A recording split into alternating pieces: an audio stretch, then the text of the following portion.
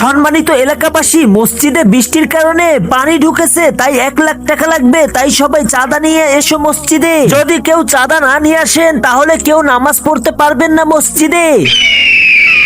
ইমাম সাহেব কই? একটার সময় নামাজ, সেই সময় আসবে। না না না, আমি কোনো ভিক্ষা করতে আসি নাই। আরে মসজিদে এলান করেছে, আমি সেই চাঁদা দিতে এসেছি। আচ্ছা 1 মিনিট। ইমাম সাহেব, এই ভিখারি চাঁদা দিতে এসেছে। কত টাকা এনেছো তুমি? আপনি 1 লাখ টাকা আনতে বলেছিলেন, আমি পুরো 1 লাখ এনেছি।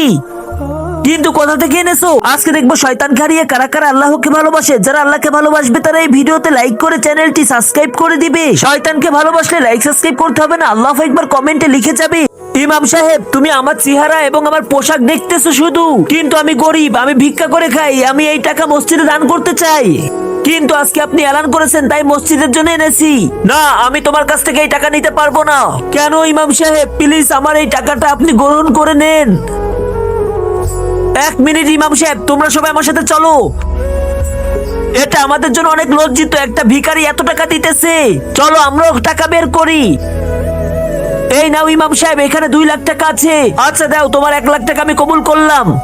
আর তুমি আমাদের এই 2 লাখ টাকা কবুল করে নাও, আর তুমি তোমার একটা ঘর বানাও। হে আল্লাহ, আমি তো জানতাম তোমার রাস্তায় খরচ করলে দ্বিগুণ আমার সম্পদ বেড়ে যাবে, কিন্তু এতদিন বিশ্বাস করেছিলাম, কিন্তু আজকে চোখে দেখলাম। কমেন্টে আল্লাহু আকবার লিখে যাও।